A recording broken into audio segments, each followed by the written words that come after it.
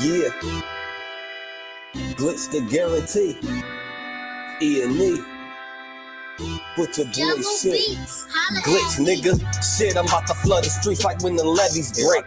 Criminal minds, my Garcia can navigate. Flowing while I'm blowing this gas. Nigga, no grace. Niggas not seeing me ever. I mean, no dates. Fuck around and end up gone. You getting misplaced. E&E, the shit that I claim. You dealing with grace. Took over the game by storm like Rain's mixtape. Thankfully, I've been up in smoke like my mixtape. Counting cheddar shit, I'm about to make a grilled cheese. Niggas be faker than bad bitches with good weeds. On my John Wick shit like Keanu Reeves. Replacements won't be enough, you need the whole team. I've been a G since I could finish my ABCs. Kept it a buck so real niggas look up to me. This butcher boy shit get crazy when it's sick of me. I'm coughing out these dope bars till they sick of me. Can't get rid of me, still can't find a remedy. Still blowing palmers, if it comes to Hennessy. E&E, we own our shit independently. When I go out on a limb, I take extremities. I can see right through on transparency. Heard they self-esteem low, insecurities. Now or never, like Glitch the guarantee. What's the recipe? King L's Reflection 3. All these chapters in my life, you can turn a page. Books can't tell you my story, gotta live a day. Glitch got my back, yeah, you can copy that. Man, we control the seat, you can copy that. Leave your whole state red like Republicans. Putting fire on the track, now it's bubbling. Butcher boys, E&E, you in trouble, kid. At first 100 mil, you can double it. Let's go. All the hustlers getting money, let it show. Automatic nigga, how we get the dough. If it ain't paper, then we probably gotta go. Butcher boy shit, nigga, let's go. All the hustlers getting money, let it show. It's automatic, nigga, how we get the dough. If it ain't paper, then we probably gotta go. Put your boy shit, nigga, let's go. Blow sick, corona, jealous in the motherfucker. Can't even take a step, that's how far I trust you. This black boy turned to shining king under pressure. West side fat jacks, I took more to measure. Shave the extras, that's business, starter fees. Street blues, what I talk, royal blood flowing free. Power on my mind, knows the gang is kind.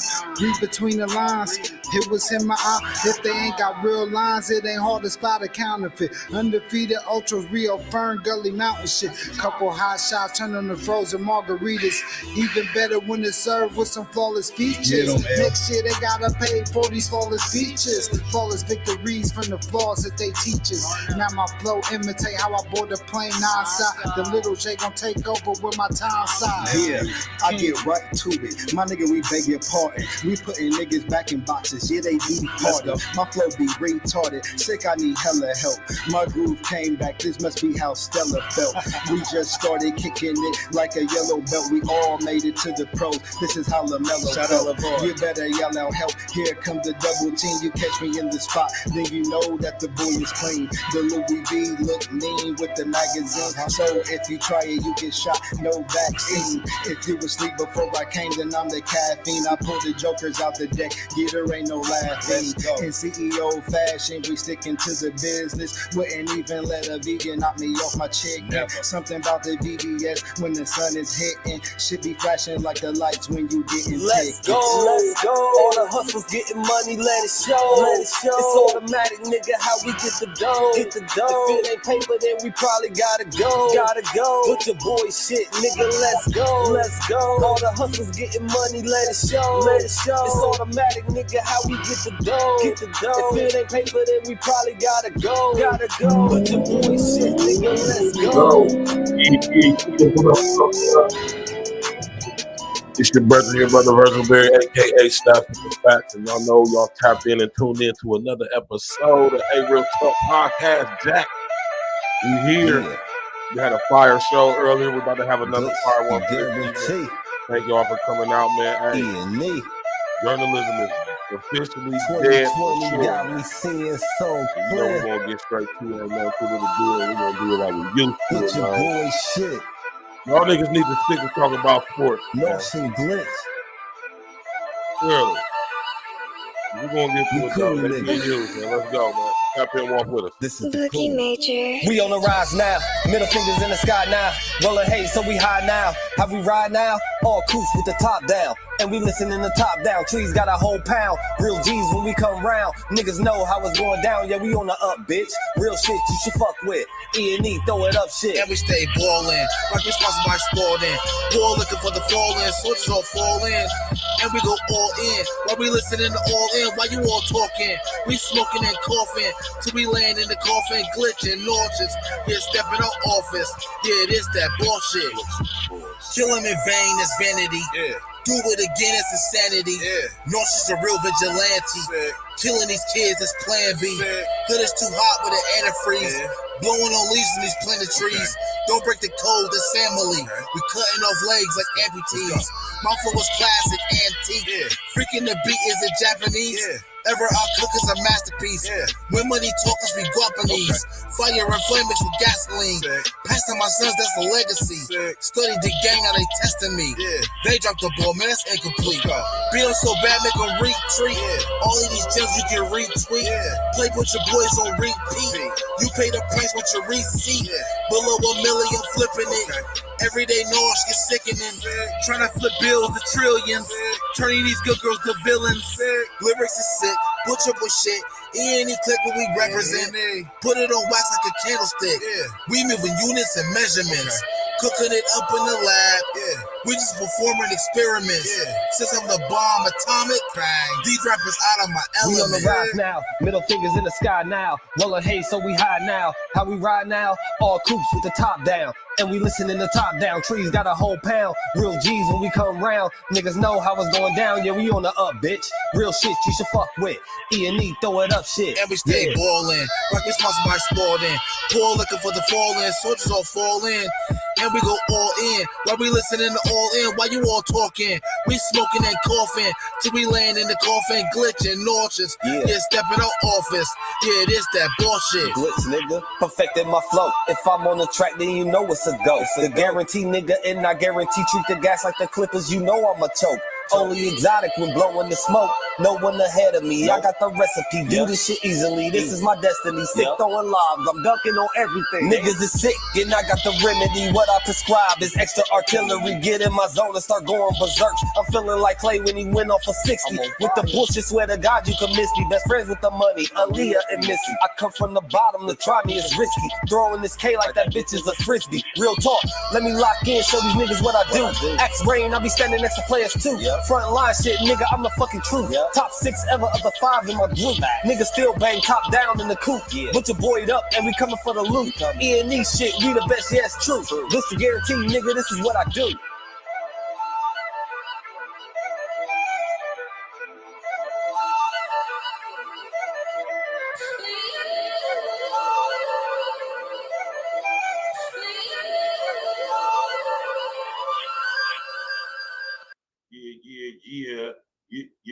Yeah, Mr. Owahanan Joe.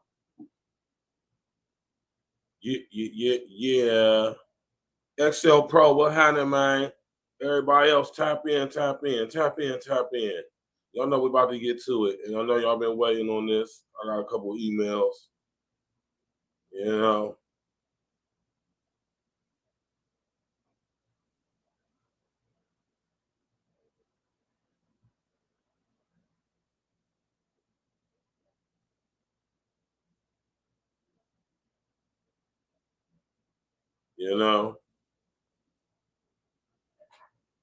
We're gonna have a discussion, man, a conversation, man, about this whole kerfuffle, this horrible, terrible, despicable display of journalism. Make no mistake, when you step into this arena of what we call content creating, you are a journalist, especially when it comes to interviewing people and stuff like that. Whether you got a degree or not is irrelevant.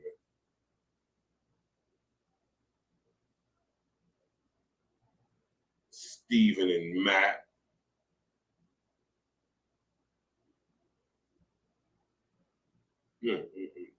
What's good with everybody now? How y'all doing today, man? Listen, man, it's your brother Virgil Bear, aka Stuff with Facts. Y'all know y'all tapped in, tuned in to another episode, the A Real Talk Podcast, man. What's good with everybody, man? How y'all doing and enjoying your Saturday evening? You know,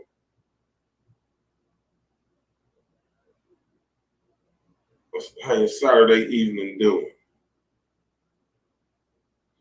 Mine going pretty good. You did Matt frickin' Barnes and Steven frickin' Jackson, right? Arguably, probably the most popular, the most whatever person they have ever interviewed.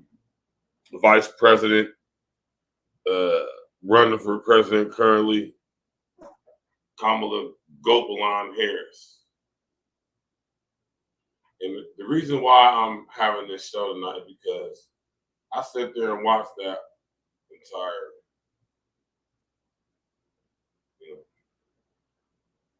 interview, if you call it that. And I made sure I did it so I won't be biased. Right. And they really didn't ask her any challenging questions. And this is what I'll be talking about, y'all, when I say, man, the idea of journalism is damn near dead, man. This stuff that they got the nerve to call journalism ain't nowhere near journalism. But fortunately for y'all, there's guys like me who are proper journalists who do our due diligence and give y'all factual, accurate as possible information.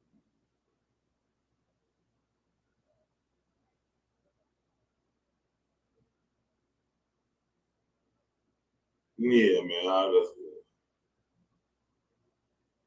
When I saw this, man, I was just like, now I just know that they're using you dudes, man. I've told y'all, man, the internet is the #1 tool being used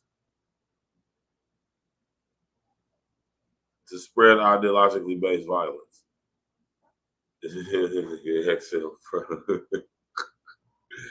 I bet you old Steven thought he was fresh as hell in that shit too. That shit looked terrible.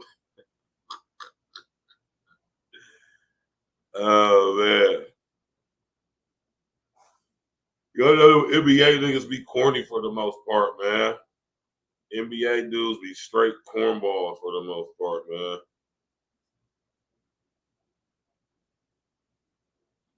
You know what I'm saying? They don't be having no polish, no game about them. They used to everything just being handed to them, and But we have this interview, which is probably the biggest interview of their career. He said country niggas can't trust it. That nigga Steven Jackson probably thought they was clean as hell with their goddamn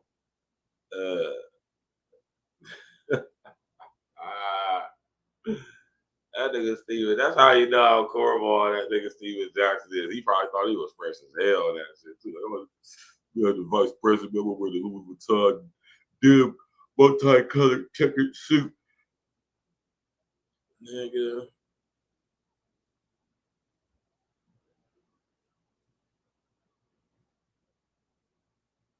Yeah, man, y'all need to relax with that, man. You know what I'm talking about. Real ones ain't turned on or intrigued or amped up or none of that by no designer. Designer's terrible, if you ask me personally.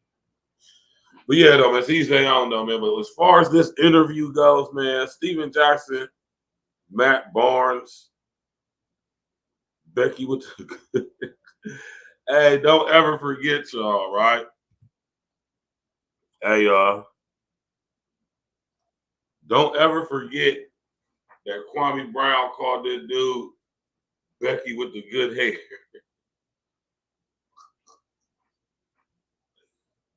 Oh man. Hey man, that dude Kwame Brown sit up there and called that nigga Becky with the good hair. This is gallon number 2. Drink your water, man. Drink your water, man. Right? That was a terrible display of what passes for journalism. Right? Terrible display. And I told y'all earlier, I'm going to go in. Right?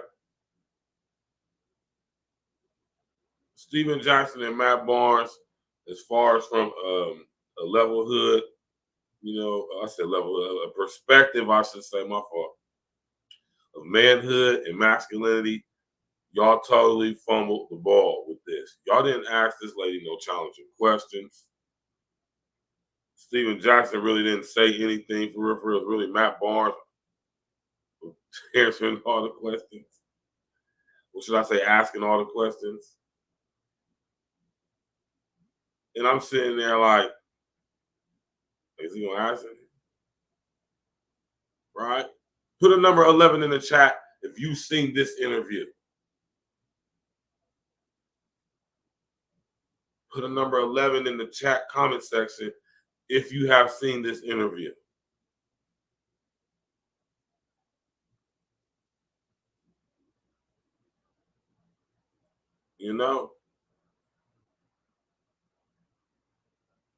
You did smash that like button, click on subscribe to the page, man. It's crazy, man.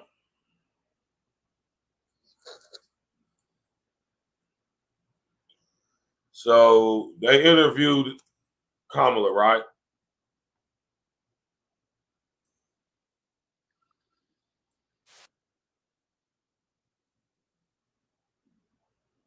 My bad, y'all. Damn, Patrick, what happened, man? You're looking out my brother XL Pro, man.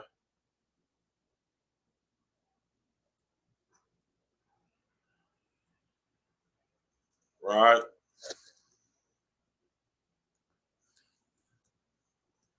They said we're going to toss these boys an interview and see if they see how good the indoctrination is set in.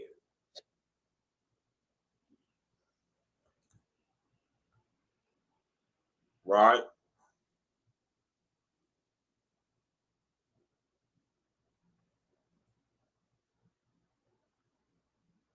Oh my gosh, man. That is wild, man.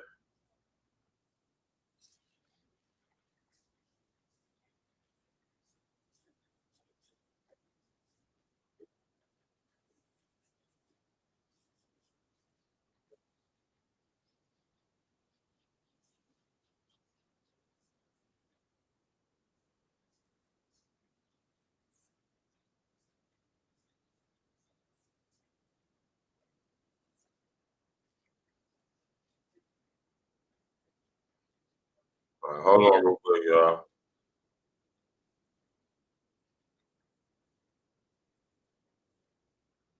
Hold on, y'all. We're going to box cleverly here because you know how these dudes is, man. These two dudes, they lightweight kind of connected now a little bit. You know? So we got to box cleverly, Jack. You hear?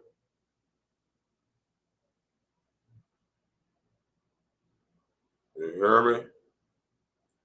You hear me? You hear me? Yeah, man. Do what my man XL Pro say, man. Do what my brother XL Pro say, man. Shout out to my brother XL Pro. Listen, man. We got to box cleverly, y'all. We got to box cleverly. All right, let's go. It'd be a great honor to be here. Thank you. In 2013, a blind date with your now husband, Doug. If you think back to that date and now we're here, did you ever imagine this was going to be the journey? No, I just have a really bossy best friend. It was a blind date, right? It was a blind date. And she called me up because she and her husband met him and got to know him. And then she just decided that this mic could work. And said to me, just go out with him once. Don't Google him, just go out with him. Don't Google him. Just give it a shot. Yeah, right. Don't Google him. That's wild. This nigga Steven Jackson got that goddamn it. This nigga's crazy, man. Let's go. And it turned out she was right. And I am in a very happy marriage. I'm very thankful. So where'd you guys go? Did you really eat, or did you just do a salad? Like, did you really let your hair down and have fun? So he came to pick me up. Okay.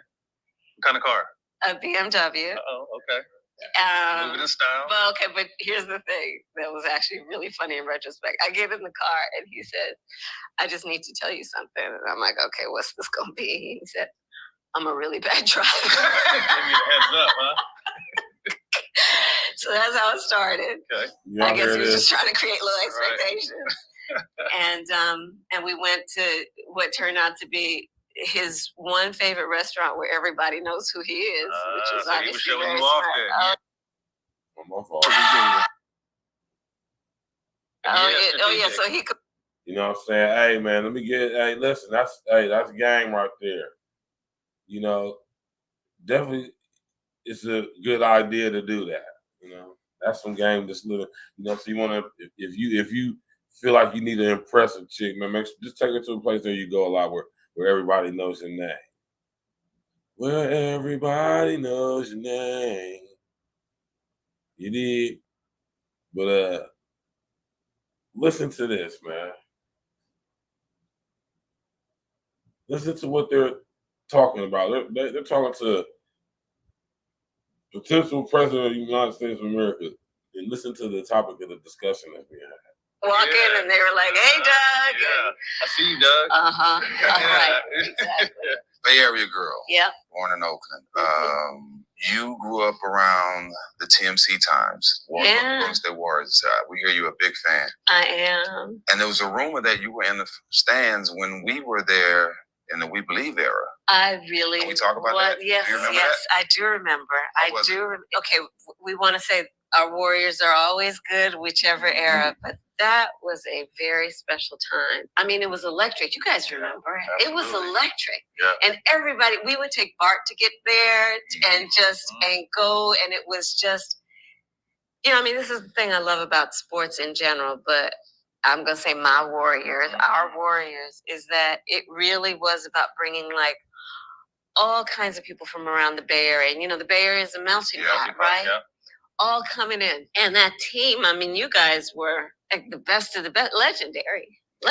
You know what's funny, not to cut you off, is I went back in 2017 with Steph and Katie and those guys, and we won a championship right before I retired, but they all wanted to know about that We Believe team. Yeah. And the era and the Exactly, energy around the city. And when I was there, the media was talking about it, the fans were talking about it. Right? And as amazing as that team was and won all the championships, they had a fascination in what we did with What that was team. it like for you guys?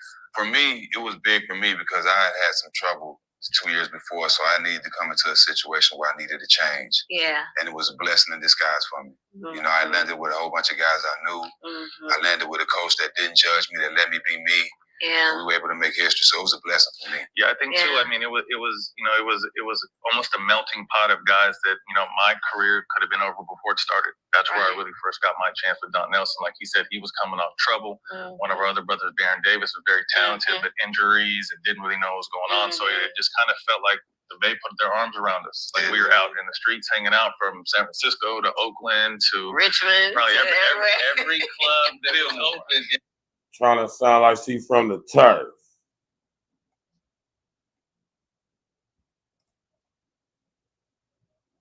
Like she from where we from.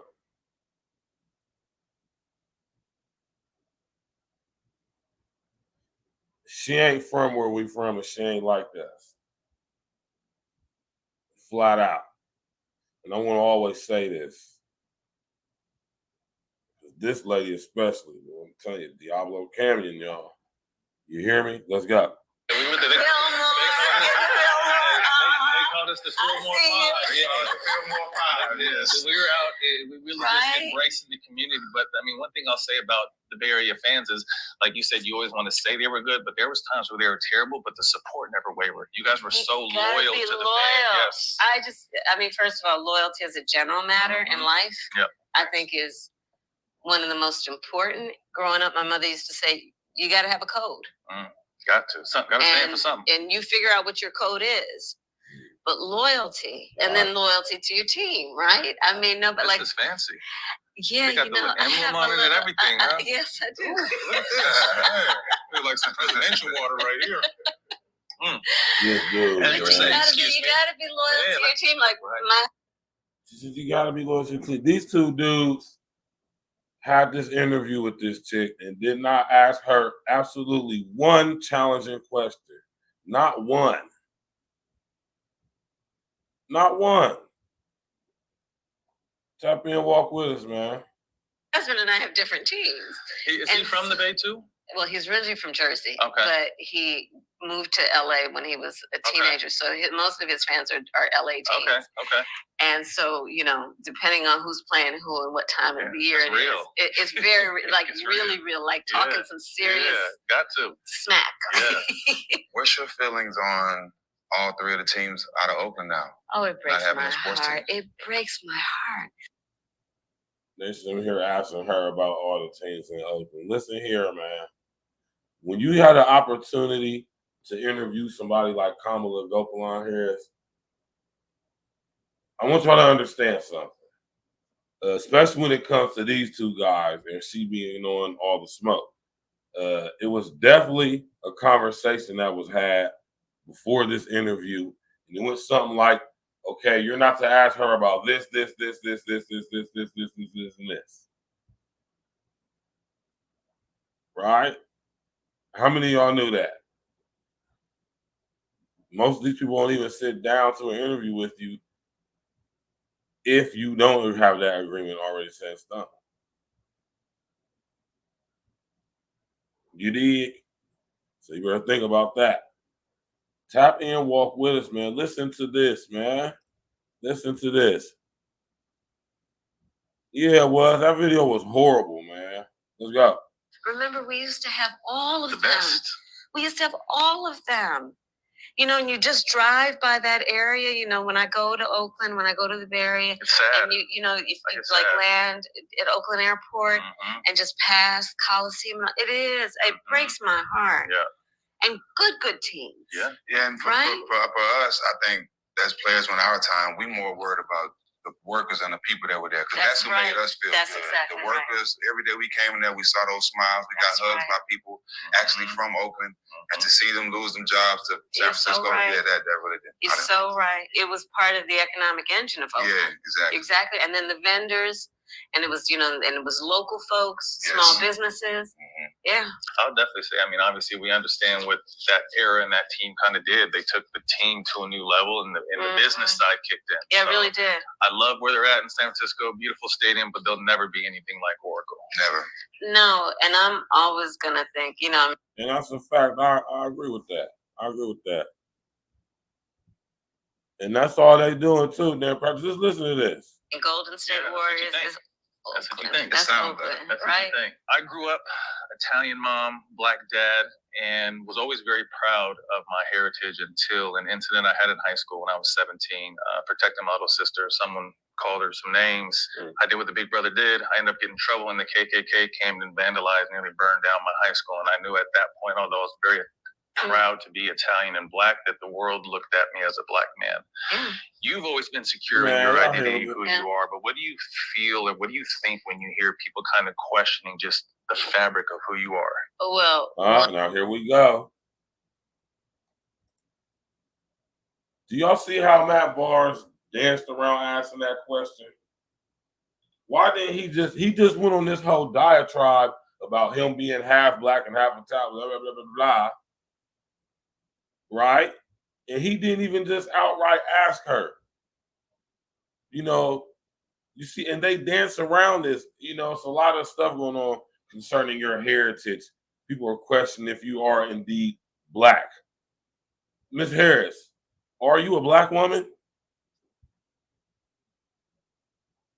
But they got to all frolic around and percolate and pop and lock around this question. And reword it in such a way to where it's not offensive.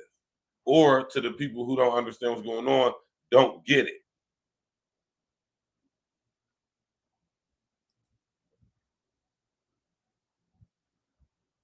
We're doing inflation, board, economy wars. Yeah, that's what I'm saying. Simp enforcers. Exactly, XL Pro. All this crazy stuff going on. They asking her about a bunch of bullshit about the goddamn Golden State Warriors and shit like that. Listen up. And I don't listen to it. She does this I'm every really time clear too, about who y'all. I am, and if anybody else is not, they need to go through their own level of therapy. That's not my issue. But what do you feel and what do you think when you hear people kind of questioning just the fabric of who you are? Well, one, I don't. People questioning the fabric of who she is. What the fuck? Maurice Miller, what's up with, what does that even mean?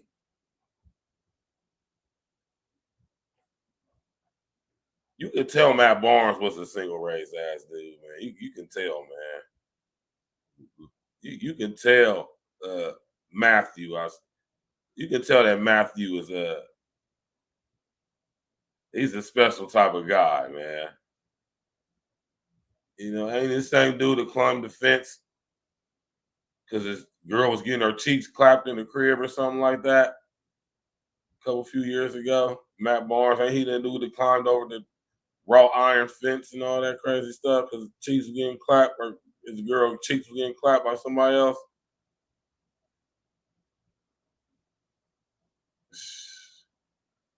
And these dudes are supposed to be taken serious with their questions. They're asking the possible potential next leader of the free world.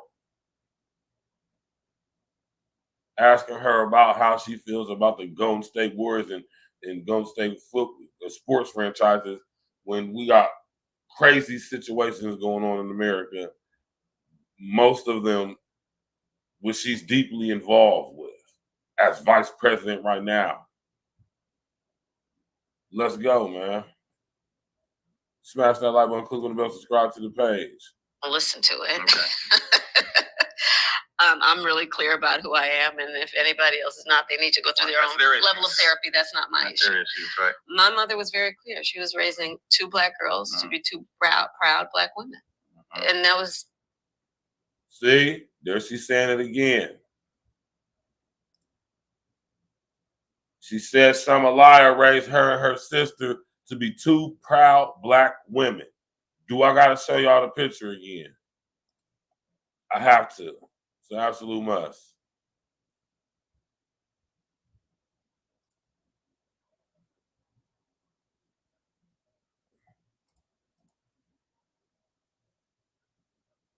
It's an absolute must.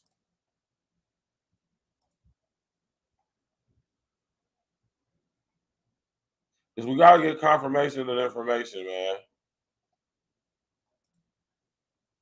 You know?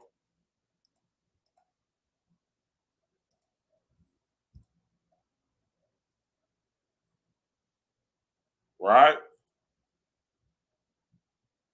You feel lies, and more lies, man. And like I said to y'all earlier, do y'all really think that this woman right here raised these two chicks to grow up thinking and believing they're black?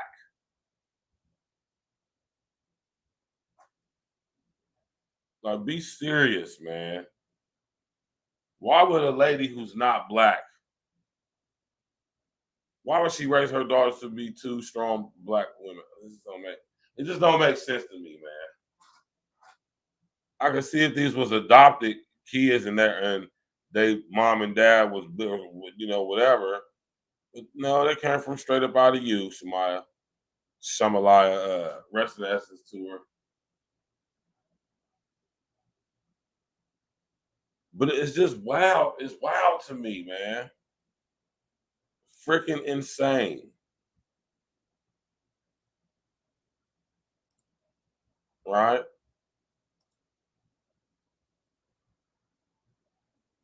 Freaking insane. Smash that like button, click on the bell, subscribe to the page, man.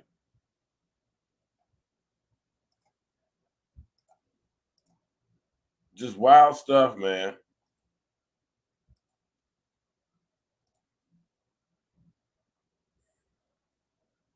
I'm tripping, y'all. Let me put the picture back up there. We got a box cleverly.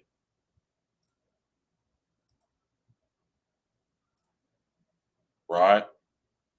Listen how she dances around this question every time it is asked of her.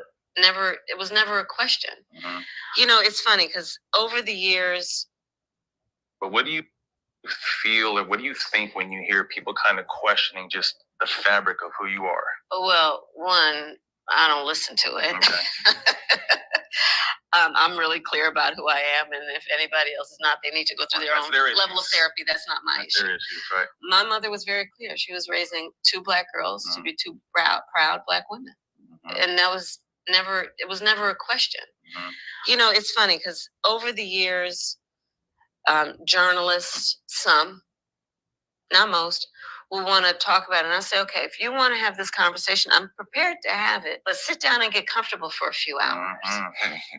If you want to. Why we got to get comfortable for a few hours, man?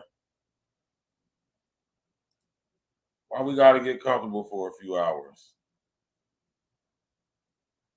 You know? I don't understand why we got to get comfortable for a few hours. She danced around that joint like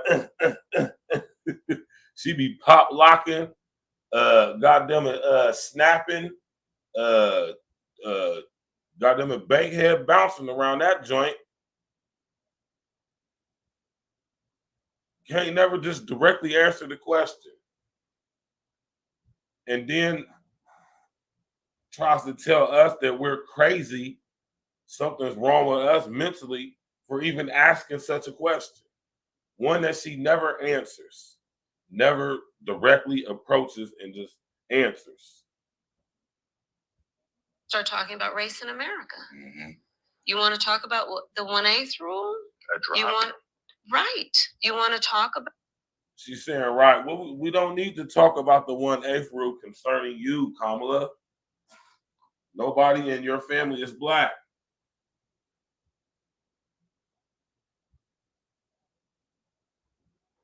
Nobody in your immediate family on either side is Black, your mother or your father. You just sit up there and posted pictures of y'all's nannies and maids and stuff, man. Gotta try to convince people that that's your grandma. Girl, what's wrong with you, man? Quit playing.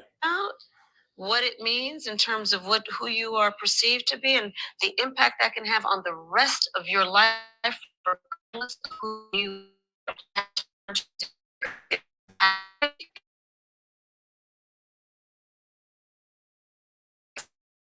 there's other people stuff out there and they got some issues. They gotta deal with.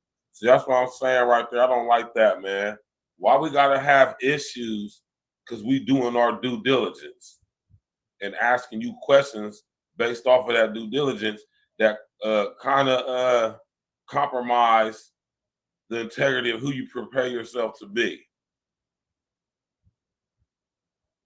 And this is something that we, listen, y'all, this is something that we absolutely cannot allow these people to do. We can't allow them to make it seem like we're crazy if we question them. We can't allow it to get to that level, man, to where it becomes like they can't even be questioned. To even question anything they say other than being true, right, is going to be very serious repercussions for that.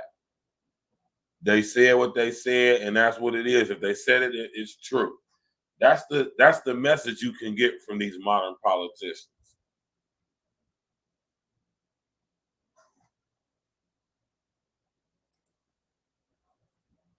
Right? Something's wrong with us if we question what your heritage is after you done basically got found out for straight lying. And you come on these two cornball ass, non-journalist ass dudes platform And here we have the so-called interview. Tap in while with it. Let's go. You've also been attacked for not having biological children, but you are a stepmom and I'm a stepfather. That nigga Matt Barnes proud to be a stepdaddy, man. Hold on, if I'm not mistaken, y'all, somebody correct me if I'm wrong, man. Please, man. What my man Dan Patrick say? This is off topic, but nice Nevada shirt, right? Kamala needs to blow herself away. Nah, no. You gotta relax on listening.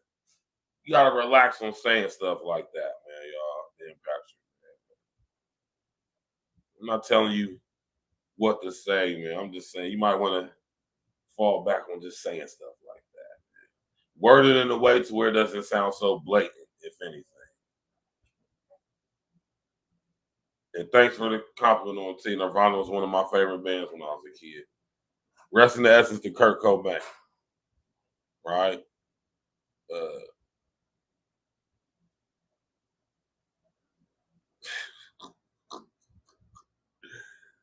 Oh my God, man. This dude, Matt Barnes, man. This dude is a sucker, man.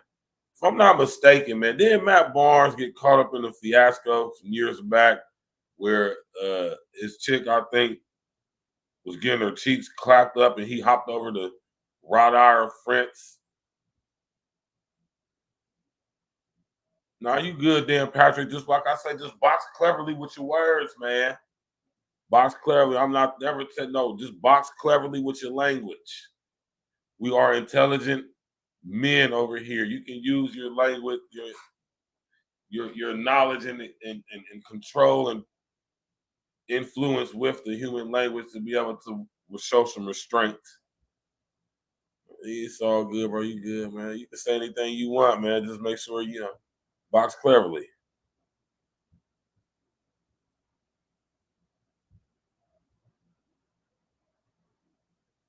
He said grunge era. Matt was beefing with someone a while back. Yeah, man. That song, Matt, he hopped the fence or something like that, or crazy ass stuff. This dude sound like a Super Saiyan sucker ass simp 9,000. Listen to this dude. I had my 7th, that little boy 2 weeks ago, but I have 3 stepchildren that are mine, and being 3 stepchildren that are his.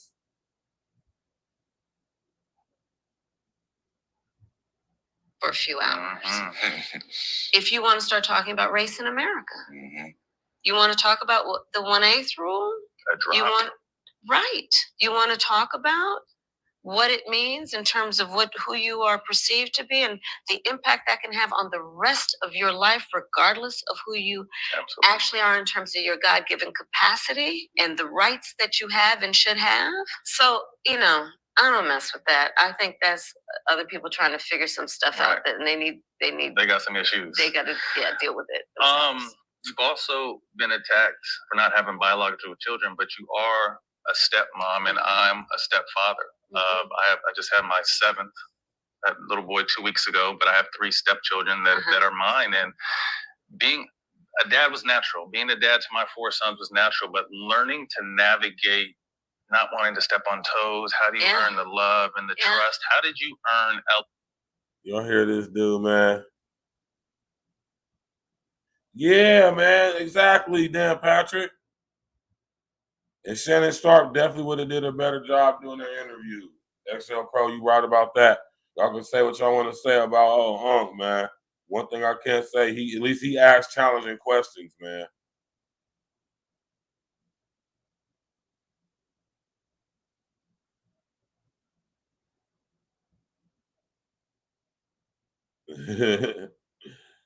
This dude, Matt Barnes, talking about he's sounding a proud stepdaddy, man. And Cole's love and trust, and how did you get the name Mamala? I'll start with this. He asking questions about how the interaction went when she first got with her husband. Yeah, that's the worst part about it. And that's what I'm saying. This is how you know this bad PR, man.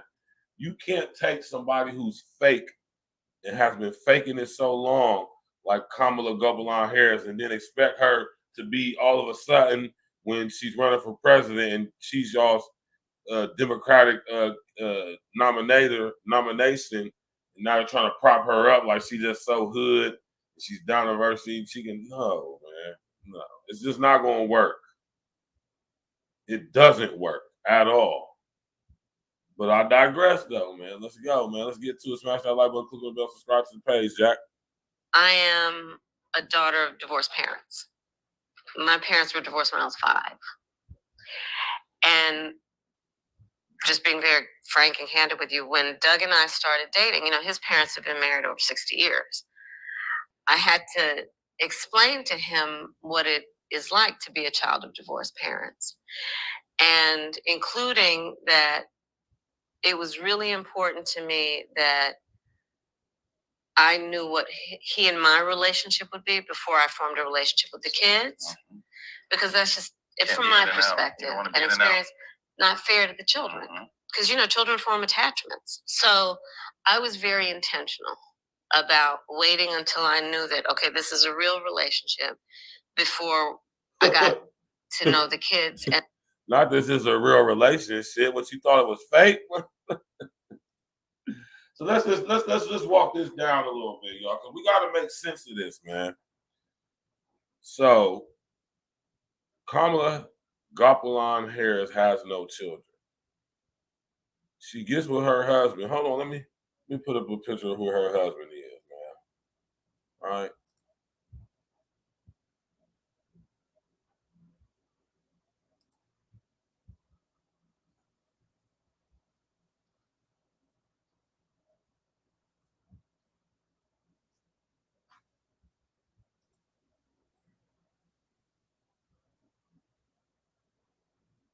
Come on, y'all, man.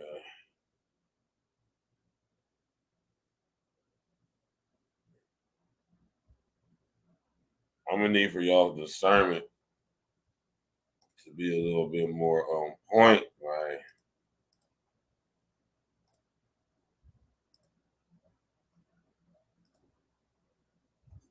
This is, hold on, what's my man's name?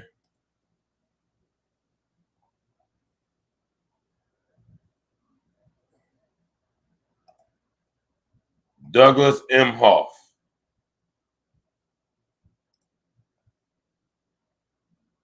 All right.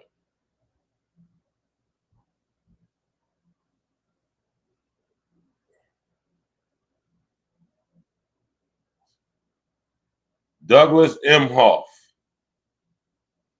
Right?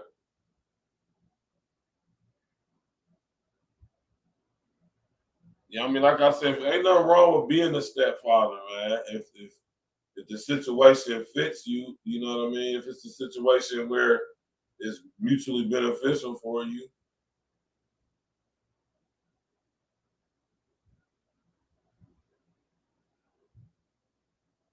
Right? Douglas Emhoff. I'm going to do some background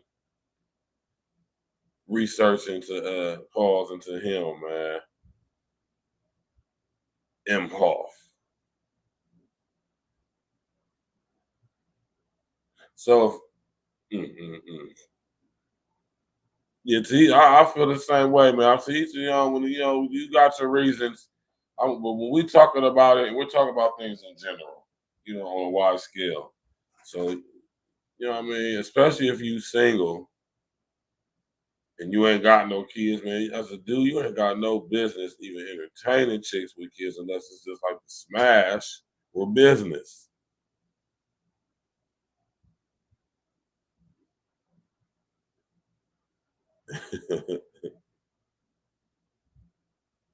Yeah, man. I wouldn't doubt it. On the Emhoff side, that name sound like that name is connected to a very nefarious backgrounds. I guarantee if I went to go doing some research and digging on him, I'm gonna find something. You know, that doesn't surprise me at all. It wouldn't surprise me. But what I don't know about this guy is who he's connected with politically, financially. You know, with a last name like Imhoff, you know, you just never know, right?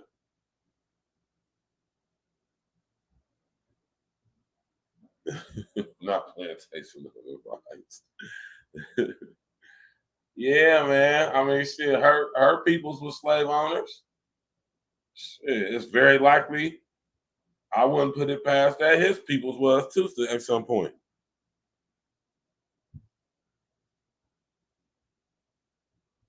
Oh yeah, where's the proof to support that, Dan Patrick?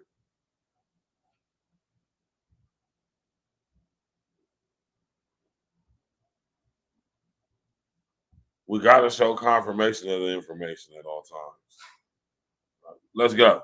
And then we became, thick as thieves. And I love those children. They are my children. Absolutely. And, they're her children. We talk about we have a modern family, and maybe the blessing that I have that not everyone has, although I think everyone should try and work on it, is I have a very close, because it is a very respectful relationship with their mother. It's important. And so that ain't easy. That's rare. No, but it's not. It is not, and you have to work at it. But you have to work at it. You'll be all right. Because here's the thing. Here's the thing that we have to remember, and I know we do, and we feel, but we have to be intentional about it, because the forces and the emotions will drag us from this point. The most important thing is that our kids grow up healthy. And, I think of the many things that we role model, probably the thing we role model the most that we don't realize is how to form healthy relationships. Matt Barnes, listen to this, y'all. Pay attention to the peep the stilo. Peep the demo, man. You feel me?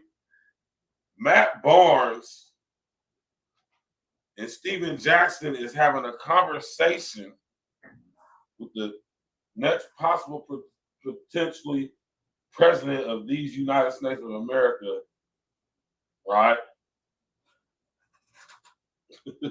Not about her policies, not about what she's going to do specifically for Black people. We already know how she feels about that. Right? Not what she's going to do for the American people moving forward. Not speaking on the situation that's going on in Israel with them dropping 150 bombs, and then Pakistan or Iran turn around dropping some bombs on them. She ain't discussing that. Right?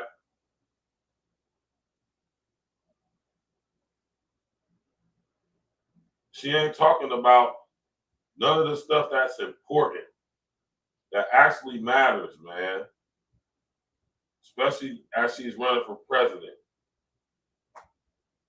We teach our kids how to drive.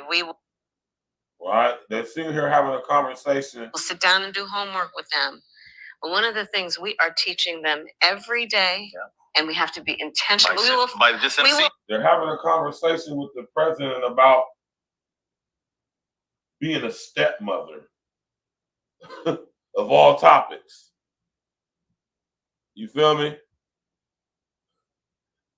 I know. I mean, I'm just saying that just sounds funny though. Dan Patrick. Yeah, I'm so they sit up here. They sit up here talking to Kamala Harris about her being a stepmother. This is what they sit up here yapping with her about. Being a goddamn stepmother. This is what these dudes is talking to her about. Right?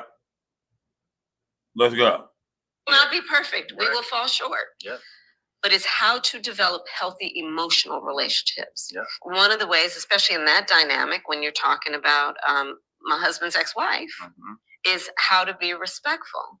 And I was very intentional about, for example, knowing that the kids, as they got to know and form a relationship with me, would not want to feel like they were somehow being disloyal to their mother. And I knew that. Yeah. And so I was very intentional about always making sure that I was clear with them that I would say things like, well, how does your mom do it? Mm-hmm. You know, I love to cook. Mm-hmm. How does your mom do? Show me how you do it. And I think that's really important because, you know, this is the thing that I think has become clear, especially as I'm now running for president and these kind of conversations are becoming more prevalent. Like, what does it mean to be a step parent? Mm-hmm. The people who don't get it are understanding, is there a whole lot more of these kinds of relationships than people realize? This is not the 1950s. Blended is the new norm. Right. Blended families are the new norm. It is. Mm-hmm. It is. And they're beautiful. And it's a beautiful way Matt to live. Barnes. Blended is the new norm. Blended is the new norm. Matt Barnes is a sucker, though. I know a sucker when I see one, man. That nigga Matt Barnes is a sucker ass nigga, man. It's the new norm.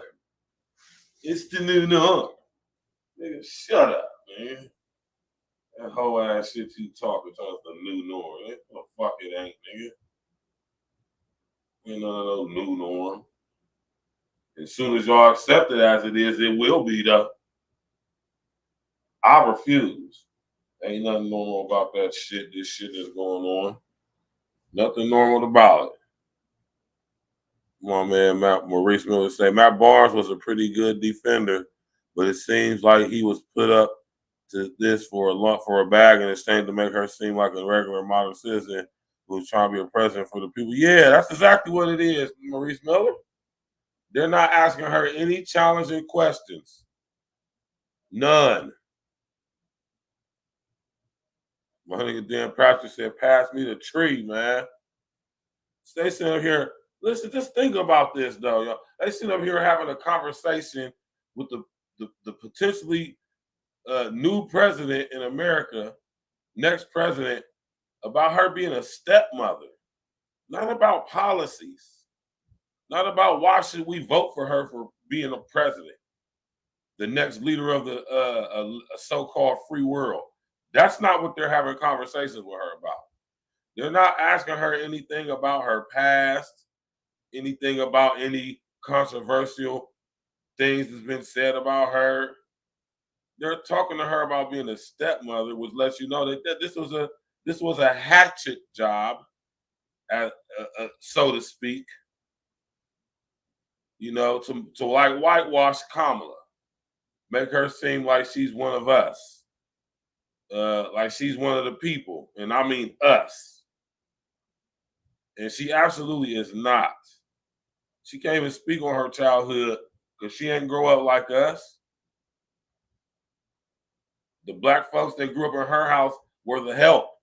Anybody can just put two together and see that.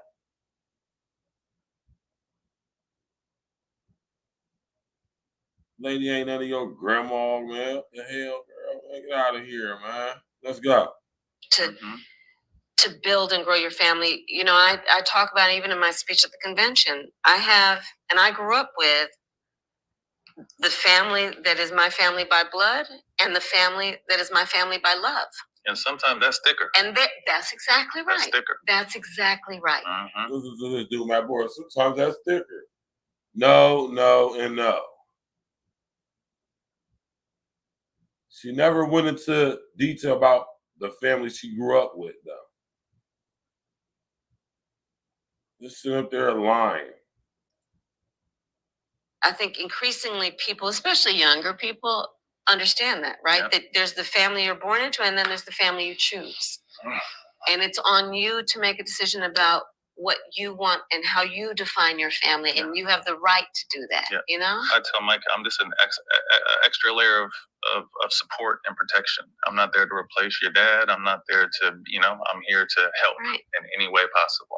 Man, now that sounds like some sucker ass shit right there. I'm sorry, man. This ain't nothing against stepfather, because I know some of my dudes who got with girls and they got children with other guys, and those are stand-up brothers, being a positive influence in them young brothers' lives, and them young brothers respect my homie. You hear me?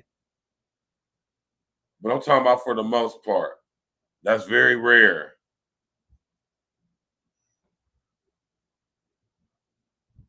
My man Maurice been saying immigration, black folks, inflation, taxes, and future crisis aid funds is questions she needs to be asked on everybody's platform whenever you just a few.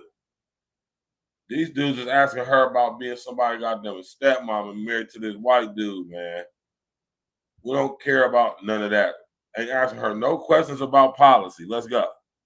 Right. So Mamala came about because it's Kamala, and then they just got creative with it, and it's Mamala. I love it. Yeah. All right, shifting a little bit to policy talk. Okay. And before we talk about policy, can you briefly explain, because I think sometimes there's misconceptions of the power of the president or the power of the vice president. Explain how a bill becomes a law. Okay. I believe. Now, this is very interesting right here, right? This is how listen here, and I'm gonna let her say all of this.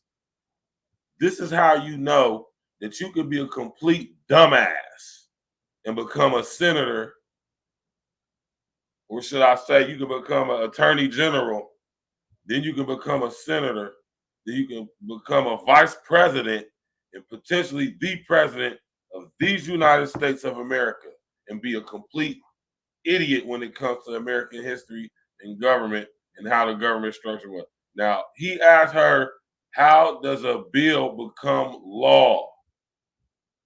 I'm gonna rewind it back a little bit, man.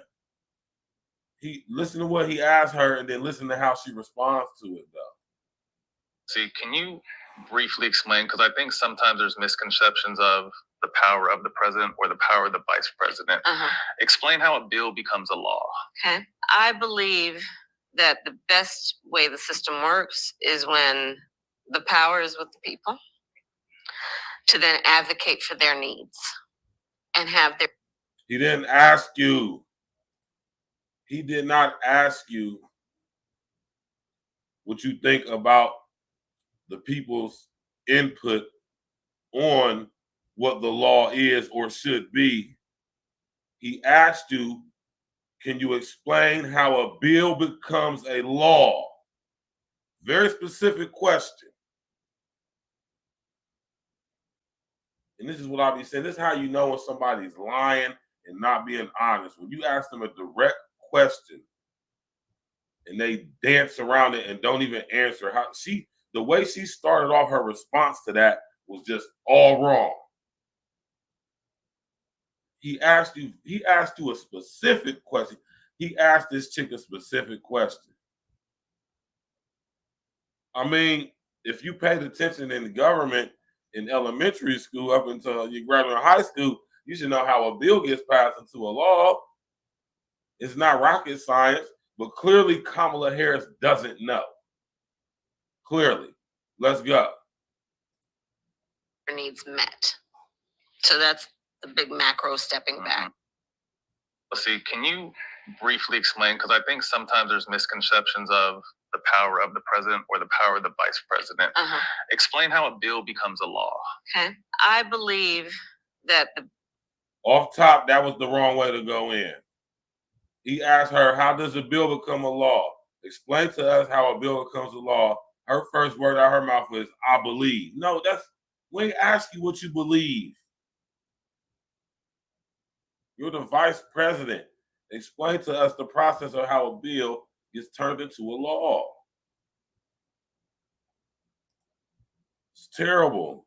Best way the system works is when the power is with the people to then advocate for their needs and have their needs met. So that's the big macro stepping back, right? One of the ways that the system works to do that the system should work to do that, is we have elected representation who represent the people in these state legislatures, which is where laws get passed, or in Congress, which is where the federal laws get passed. And for the system to work the right way, legislators, these members of a state legislature, let's say your state senator, your state assembly member, or your congressman or your United States senator, will meet with, and they'll have ways of receiving information from people about what they want. I think it's really important always that. So they'll meet with people and they'll congregate with people about what they want, and we know our power to organize around what we need, and sometimes represent the people in these state legislatures, which is where laws get passed, or in Congress, which is where the federal laws get passed. And for the system to work the right way, legislators, these members of a state legislature, let's say your state senator, your state assembly member, or your congressman or your United States senator, will meet with, and they'll have ways of receiving information from the people about what they want. I think it's really important always that we know our power to organize around what we need. And sometimes that'll take the form of writing letters. Sometimes it will take the form of mass protests to make sure the voice of the people is heard by their representative leaders, who then have as their responsibility to write up some legislation that meets the needs of the people. And then when they write that up, they take a vote in their body, if it's a state house or Congress. And if the majority of the people there agree with it, it becomes a law. Did y'all just hear that? Everything she just said is absolutely not how a bill becomes a law.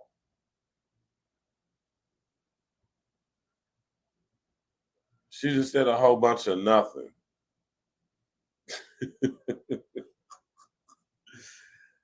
Oh my God, man. This is terrible. That is absolutely not how a bill becomes a law.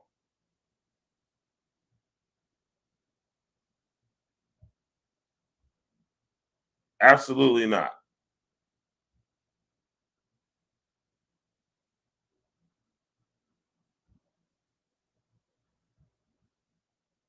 Absolutely not. My man said, "Prosen, huh?"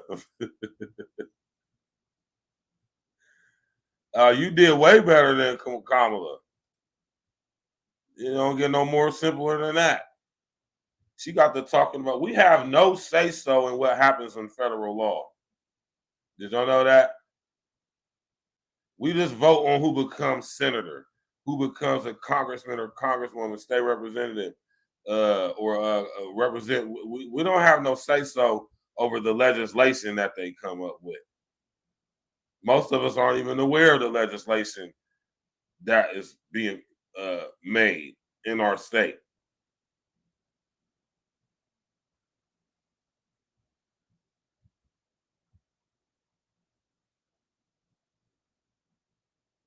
It's crazy and madness, man. Broke it down very simple and plain for you. That's how a bill becomes a law.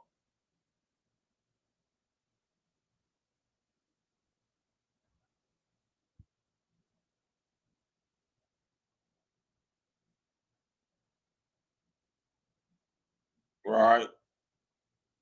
None of that stuff she just said where people will be talking to people and all that. That stuff, what are you even saying right now? She code freestyling Excel Pro. That's exactly what she did. She freelanced she freelance financed the hell out of that damn response to that question.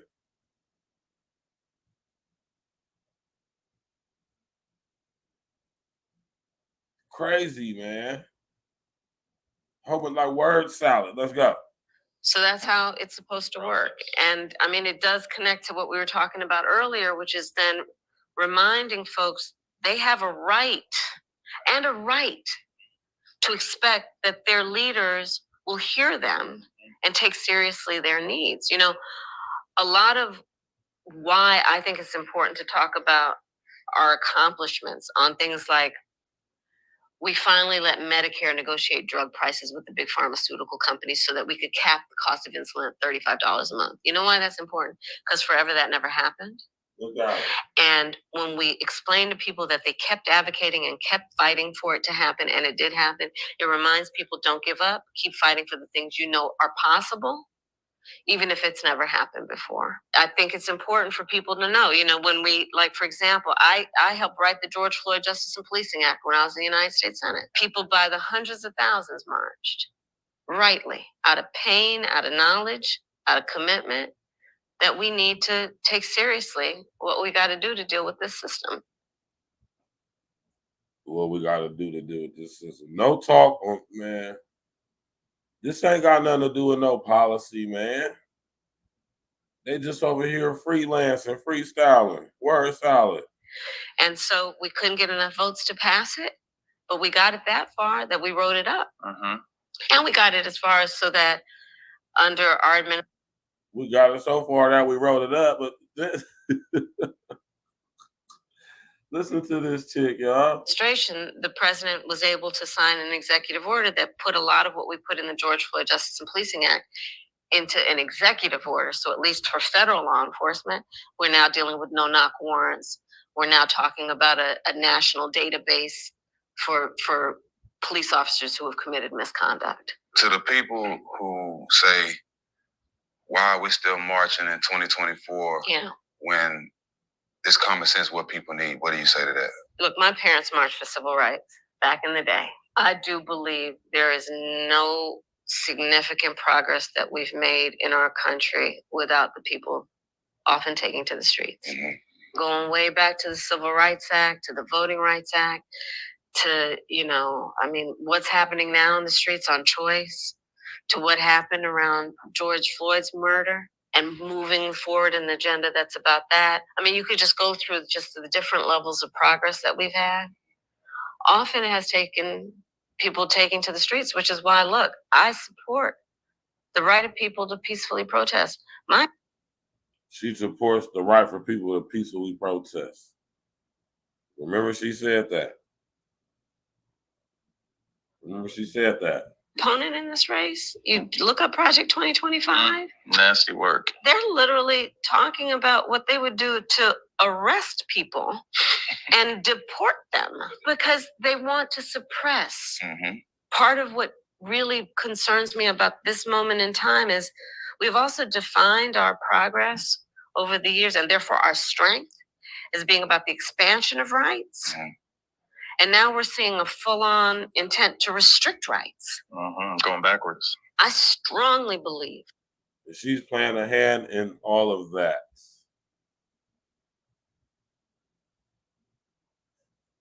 Right? The hypocrisy with these people is astounding, man. We'll just say that. We have to always be vigilant, meaning whatever gains we've made, they will not be permanent unless we stay on it. Continue to push. You got to know you can't take any of our rights for granted. And that's why we have to stay active. And that's about voting. That's about being involved in community organizations. That's about having those conversations when everybody gets together, whether it be at the barbershop or on the kitchen table, to remind ourselves about, look, what's happening and what do we need to do about it? And also think too, some of the stuff we stand and fight for, I do it as a parent. In my lifetime, I may not see the benefits, but I have 7 kids who are going to have more kids that are coming down the pipeline that may one day, I'm sure when your parents fought, they're thinking by the time my daughter's old enough, hopefully she won't be going through this. That's exactly right. But see, they also taught me this. Don't fall. Right. Tighten up. Jigs, what's good? Why? He said, my nigga's race is finding his purpose. My nigga's race is finding his purpose. Pop, what did he say? Pop on a Saturday night. I see you can't salute me. On the other hand, I'm finna get drunk and play some 90s R&B. I know that. I know that's right, G's. You already know, man. We get it in over here, G's, man. All day, every day, no days off, like my brother King L say, man. Always working, always grinding. You feel me? Talking about some real shit too.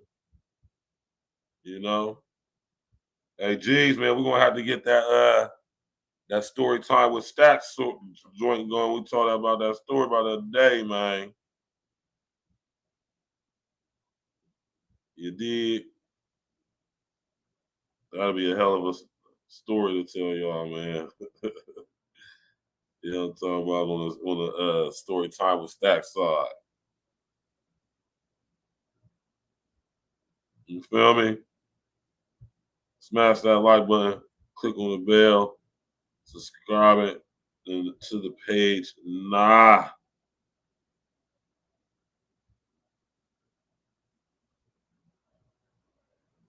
Yeah, they act like they don't know that, damn Patrick.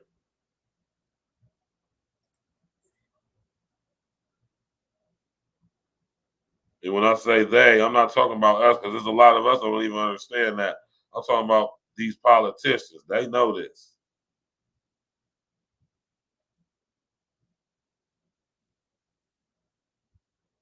They ain't all complete and total dumbasses, contrary to popular opinion. Right? Facts, man. Facts, y'all. You already know, man. Enjoy yourself, man. Have a drink for us, man.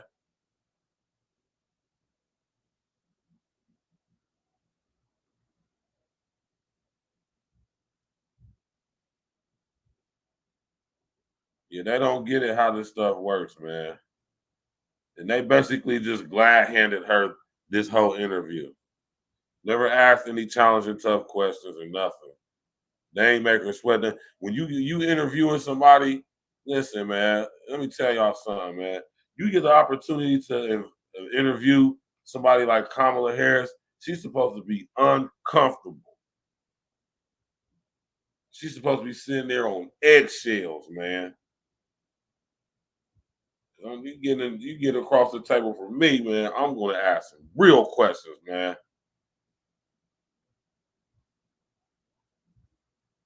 Yeah. Yeah. That's what we witnessing. I keep telling y'all that's what we witnessing. Systematically. Let's go. Ooh, let's go. Fall asleep on this stuff. Don't fall asleep on it. Don't sit back and get comfortable. Like, oh, that's done. You know, there's this old saying, it's Coretta Scott King. She said, I paraphrase it all the time, the fight for civil rights, which she meant the fight for justice, the fight for equality, must be fought and won with each generation. And I think what she meant is, one, understand whatever gains we make will not be permanent, and two, therefore you must be vigilant. You got to stay on top of it. And by the way, don't complain about that. HBCUs are such a big thing now, and it's. I feel like when this whole entire interview, these dudes did not ask her one challenging question whatsoever. Anytime she responded, they just sat there like, yep, yep, girl, yeah, yep, girl. That's what I was talking. It felt like I was hearing.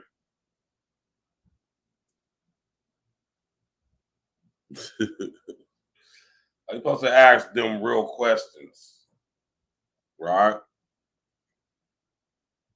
Not these bullshit ass softball ass questions these dudes asking.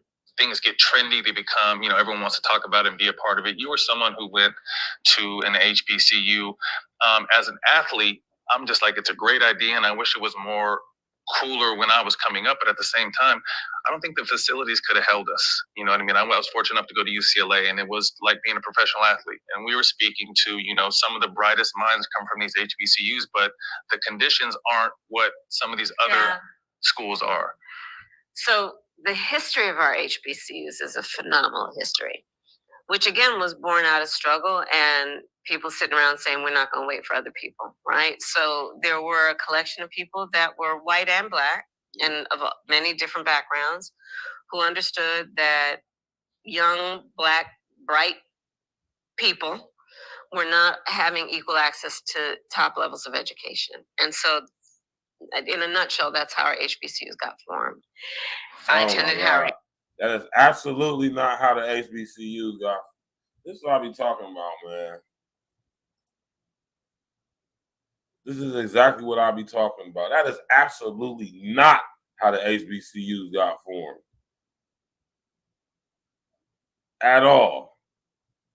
Just be talking just to say something, man. Just to talk. She's good at almost sounding like she knows what she's talking about. I know I'm not the only one because I have conversations. When this is how you know, like, she's really not that well versed and studied and learned, man. Because her oratory skills is just horrible. They are terrible. Let's go. Smash that like button. Click on the bell. Subscribe to the page, y'all. University, which is one of the oldest. And it built up over the years with its purpose and mission being to create national and international leaders. It had a reputation of doing that because it did that. But over the years, we also know that our students, HBCU students, don't necessarily, frankly, make the same kind of incomes that people who go to predominantly white institutions do. Don't start out on the same base. So even if they are, they're also taking care of their parents. They're also taking care of their younger siblings, and don't necessarily have the extra to be able to build for the school the endowment, which alumni give to, that ends up funding things like a first class program, facilities, be it athletic or scientific or something else. So a lot of my work, especially in the Senate and now as vice president, has been to increase federal funding to HBCUs. Because again,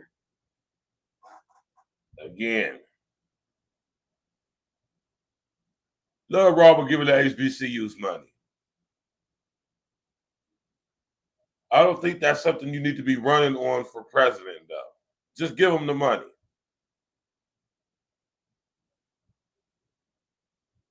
Really ain't nothing to really debate about for argue about. Listen, let's give them they got the money, give them the money. Exactly. That's how he got y'all too. Let's go. I know they are centers of academic excellence. They are centers of academic excellence, but don't necessarily have the same kind of resources. And so far, we've given now under our administration, as I've been vice president, $16 billion more to our HBCUs. When I was senator, I was responsible for helping to get billions into upgrading literally the physical structure because they're old. Yeah. Yeah. And I think increasingly, to your point, more people are understanding. It's like we maybe skipped an era, but we're getting back to a place of more people understanding what our HBCUs do and giving more support financially to them. Yeah. But we have to. I mean, it's an incredible experience to walk on campus and everybody looks like you. Right. And to go to class. Yeah, man. Most people look like you, man. Y'all better go look into the HBCUs, man. You got other people going up in there now, man. You feel me? I'm about to sit up here and drop the link for y'all. Anybody want to come up and add to this, say something about this situation? Kamala Harris interviewed by Matt Barnes and Stephen Jackson on All the Smoke. And these niggas ain't asked one challenging question.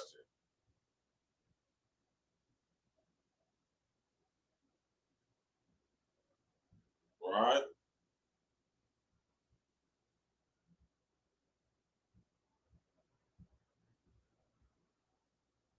Right? Tap in, walk with us, man. This is a horrible, horrible interview, man. This was a terrible display of journalism. Journalism is officially dead when you got ex-NBA All-Stars hosting podcasts, interviewing potential presidents.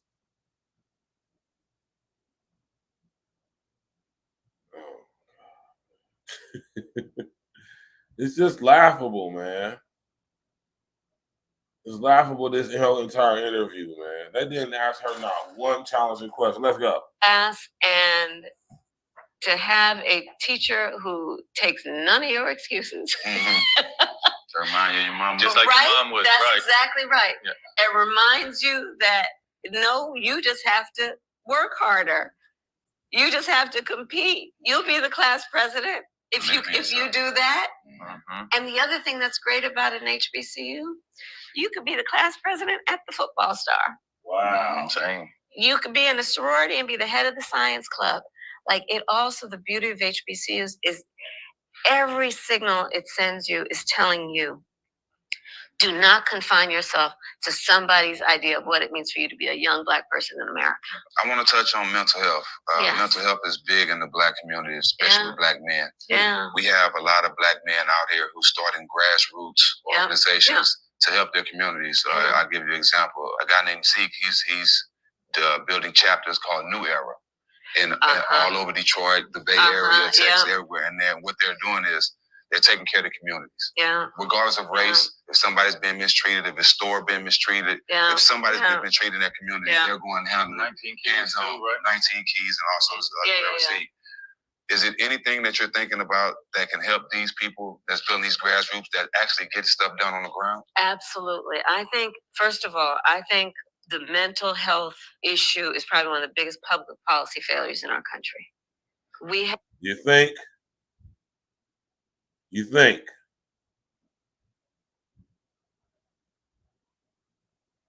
All right.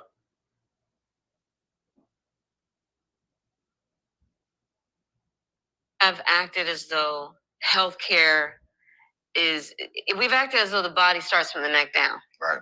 Instead of understanding we need healthcare also from the neck up. And it has to be done in a way that gives people the dignity and the respect they deserve. Right. The most effective mental health care is often because it is peer-based. It is without judgment, and it understands. People have to be understood for, who they are culturally, who they are in terms of their life experience. If you're really going to be able to get into their needs. I worked with a brother here in DC, Kier, who actually has been doing a lot around modeling in particular. And I had him come in a couple of years ago, actually. We've been talking about how we focus in particular on our Black men and our young Black men. Because we also have to take the stigma away. And so part of that is about reminding people. It's just like, if you break your arm or you got a toothache, this is about healthcare. And helping people understand it's a sign of strength to act. Healthcare. Yeah, man.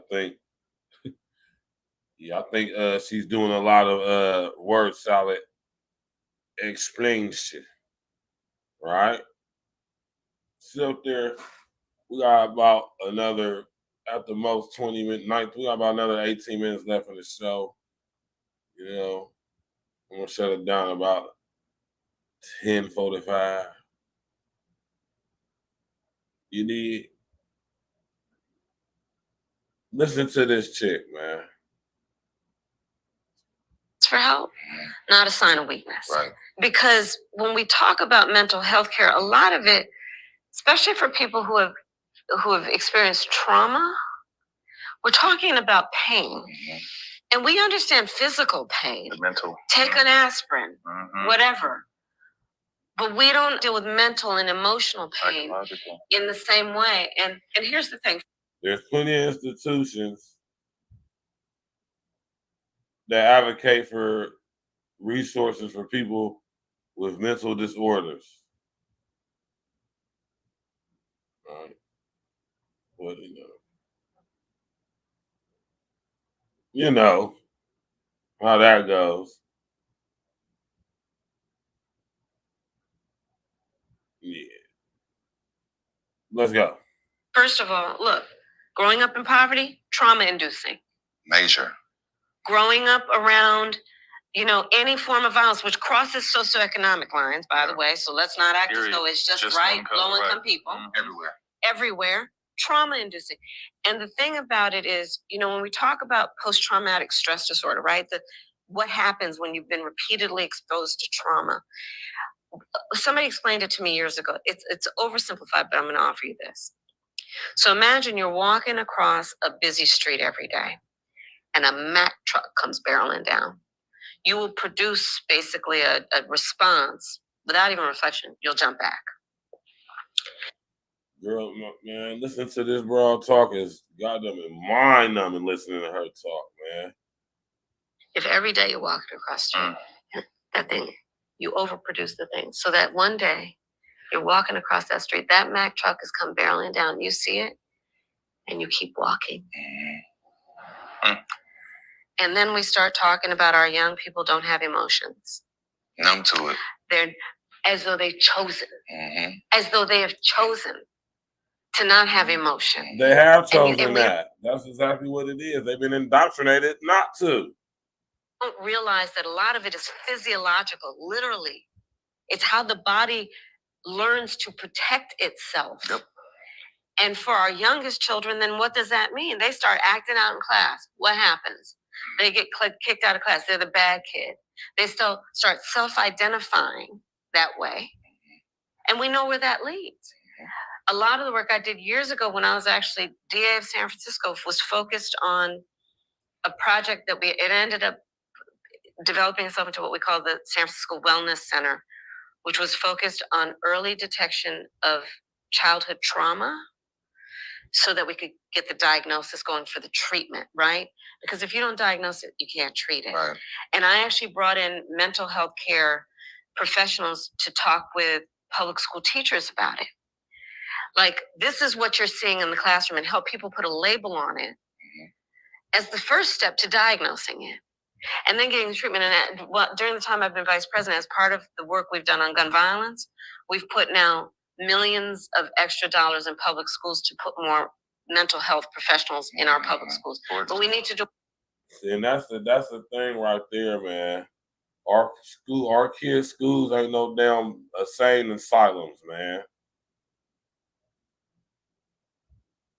That's a reflection back on the parents, man.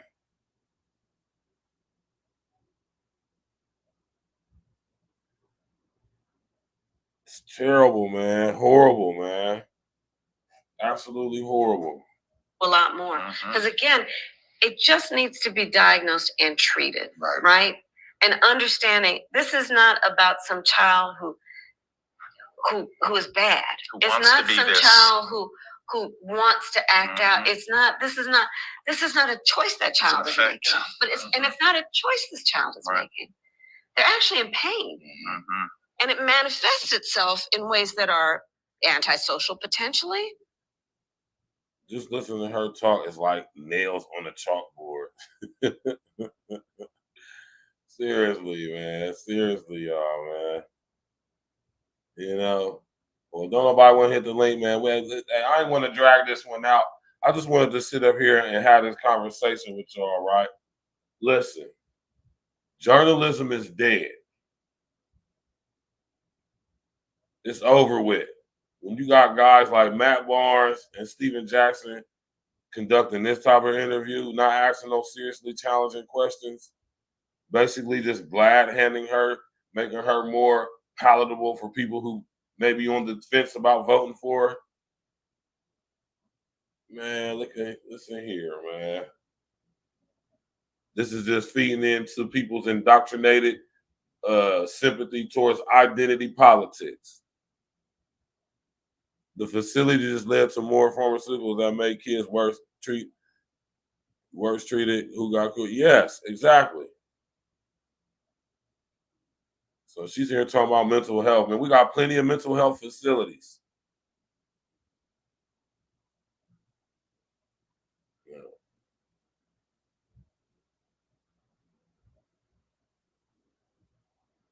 You did.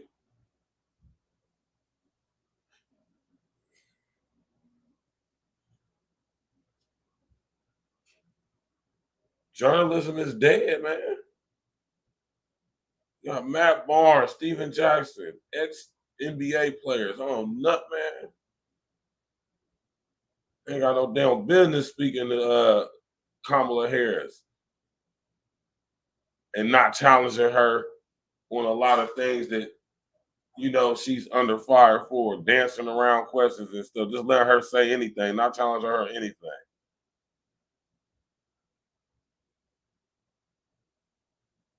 And I see the reason why they had her go on all the smoke.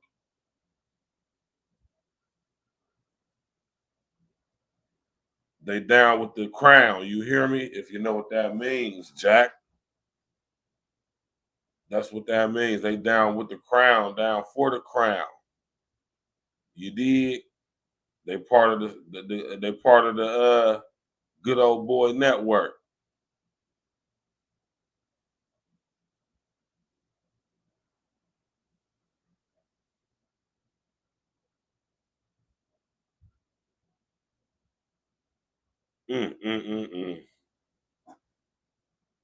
They're trying to make it more people can be identified. What is that? That facility just led to more pharmaceuticals that make kids. Yeah, exactly. They trying to make it so more people can be identified as mentally ill so more money can be made by having people. Exactly, Maurice Miller. They keep saying you're crazy. This we want to focus on mental health. They're putting all these mental health facilities in our neighborhoods, forever influencing us, suggesting to us that if we're not feeling good, we should get some medication for it. Bombarding our psyche with so much traumatic issues that our brains are just fractured up into literally limitless pieces, compartments, what they call altars. I be telling y'all about this stuff all the time, man. This stuff is being strategically done. Let's go. Smash that like button, click on subscribe to the page. The child's in pain. Don't know how to get it out. It's a defense mechanism. Yeah, I have a question along the mental health line. We spoke to Kobe, and you know, I did his last interview, and I asked him, you know, over his long career, was there any negativity or hatred or disrespect toward you that he heard and hurt? And he said, I heard it all. Yeah. And he said that it all hurt. As someone who's been the first in a lot of spaces you've been in, a woman of color knocking on the door to possibly be the next president, how do you protect your mental health and your mental space? Well, number one rule, don't read the comments. They're nasty. They're nasty. I'm serious. Yeah. Don't read the comments. Just let's start there. I work out every morning. For me, it's just mind, body, and spirit. I think it's really important for everybody. We all have our levels of stress. Everybody does, right? Be intentional about who you have in your life to the extent you can. And in particular, for our young people who may not know that they have a right to be intentional about, do you have people in your life who applaud your success? Do you have people in the hell is he even talking about, man?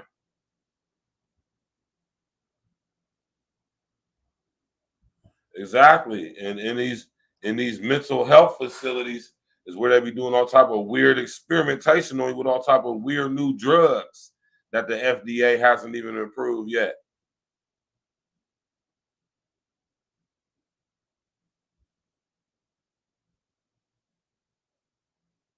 You dig? Your life who you trust. Do you have people in your life who, when you trip and fall, they laugh with you and then they pick you up and push you back out there? There are people that you know who will be those people if you choose to have them. I am blessed to have an incredible family and incredible friends. My best friend from kindergarten is still one of my best friends. That's crazy. That's crazy, man. Shut up, man. Journalism is dead, y'all, man. Journalism is over with, man. Go ahead, say the eulogy. It's a wrap. Completely over with. All right? And from tonight's show, this is what I want y'all to be. This is what I want the takeaway to be, right? When it comes to asking these people questions, we got to ask them the challenging questions. They ain't supposed to be it's not supposed to be a hunky-dory conversation. It's not supposed to be like, oh, yeah, ha, ha, ha. Nah, they're supposed to be uncomfortable. Make them sweat. Ask them challenging questions. What's up with Diablo Canyon? What's your relationship, if at all, to this day with Michael Peavy? Ask her questions like that. Why you always avoid the question when asked if you are black? Why you lie to us about being black? Why you lie to us about who your daddy is and who your mama is? Type stuff like that is what you got to ask these people, man. Ask them the uncomfortable questions. Ask them the shit that's tough, that's going to make them sweat. Have them in the seat, twitching and moving around, not all hunky-dory laughing and shit, man. This lady could possibly be the president, man. Grill her ass. What's up with you and Willie Brown back in the day, man?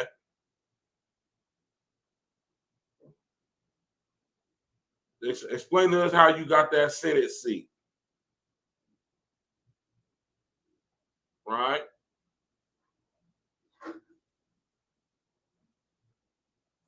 You feel me? Ain't gonna be asking her no softball ass questions like, how does it feel to be how does it feel being a stepmother? What's your man?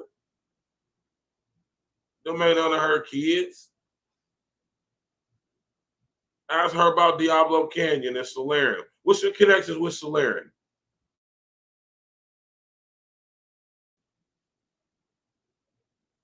That's what I would ask her if I interviewed her. But like I said in the beginning, you know, when it comes to people like her, oh, she definitely got a list of questions that you absolutely cannot ask her. As soon as you do, interview over.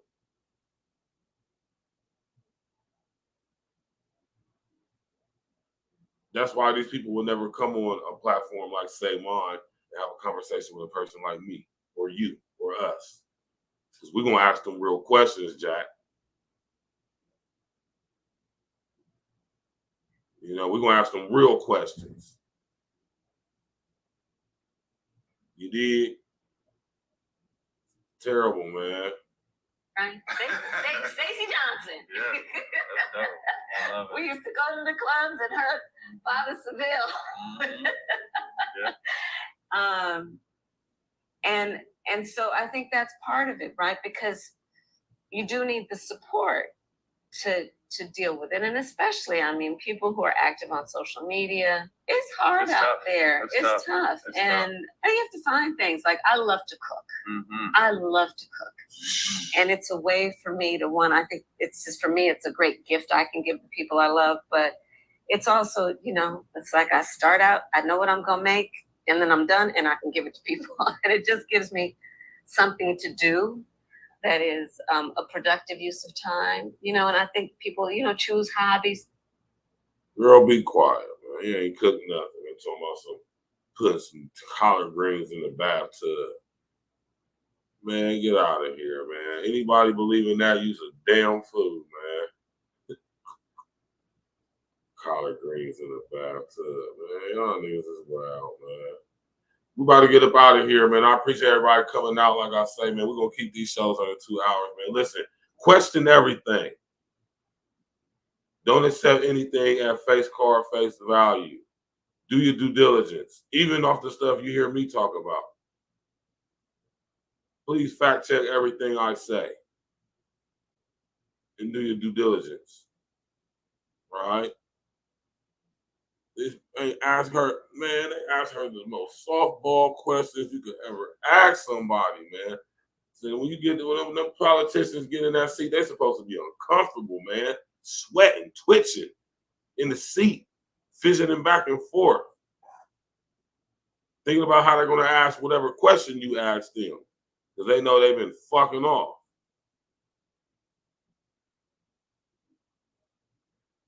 You dig? These people, man, most of them ain't for us, man. She definitely ain't for us. For sure. This is a fact. Smash that like button, click with that subscribe to the page, share on your social engineering. We about to get up out of here, man.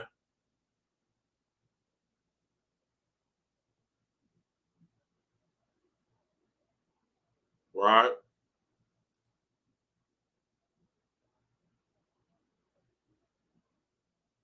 Yes, sir. Yes, sir.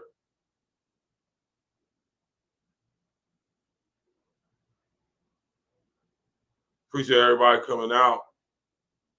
When y'all Saturday evening, y'all could have been doing anything, man. You hear me? And I appreciate that. Y'all tapped in with me. I appreciate that. You know what I'm saying? I really respect that.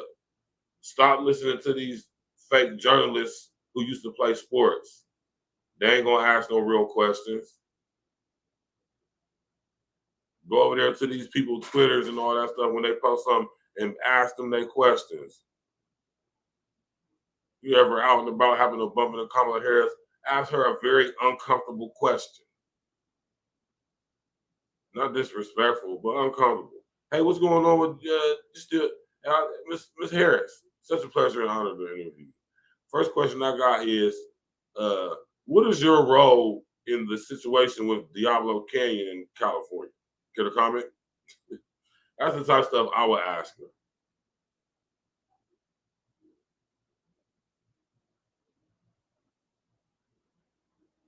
Right? Yeah. So smash that like button, click on the bell, subscribe to the page, share and social engineering. We're going to get up out of here. I might do a show tomorrow. I might not. I don't know. I was thinking about falling back all day tomorrow and just doing some pre-recordings, and I think that's probably what I'm going to do. So y'all enjoy y'all Sunday. Enjoy the rest of y'all Saturday evening. You know what I'm saying? Question everything, especially what you hear me say. You dig? Stay vigilant. Question everything. Do your own research, man. You know?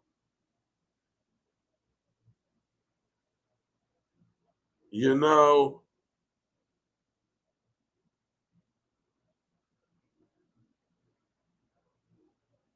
Yeah, man. Yeah. Y'all enjoy the rest of y'all evening, man. I'm about to get up out of here, man. All right?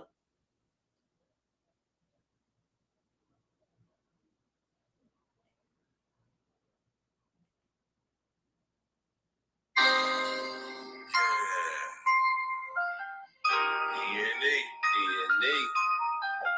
Stacks with the facts. What up, Stacks? I got my man Mr. Guarantee on the track with me. Mr. Guarantee. Yeah. We bringing this message to you fake woke niggas. Gotta wake these niggas up. That's all y'all out there spreading the lies and falling victim to this propaganda. Niggas believe in it. Glitch. Talk to these niggas. Hey, broke niggas be surrounding me daily. So I dance around them like my name was Alvin Hayes. Hey, broke niggas be surrounding me daily. Alarm clock, wake 'em up, time to wake 'em up. Hey, broke niggas be surrounding me daily.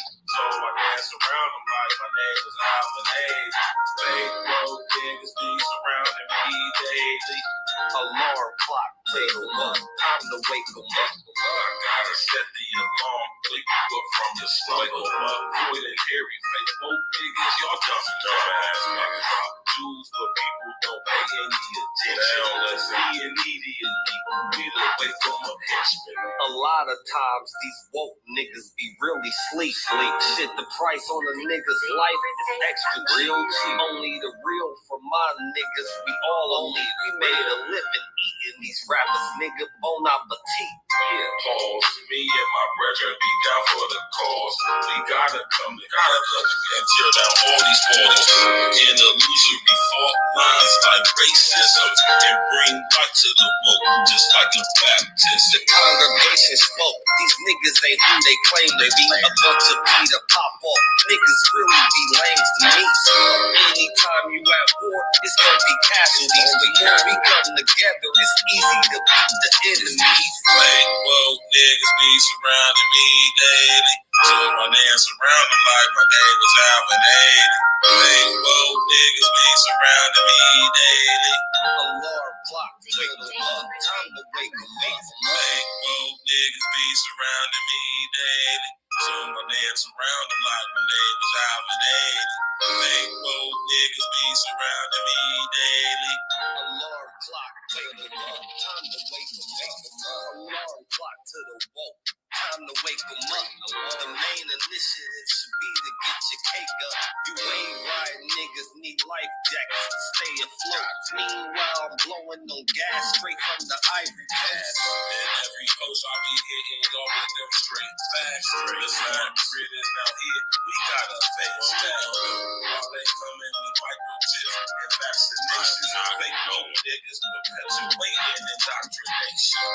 This pandemic, this was the damn gimmick. Niggas will believe that they mom died if she still living. Open your eyes, nigga, you can see the lies, nigga. We gotta stop letting the blind lead the blind, nigga. And that's the biggest fact, bitch. You better tell them niggas, listen to the 2030. It's gonna be hell, niggas. Fuck AOC and her new Green Deal. I'm Neo in this bitch. You want they red pill.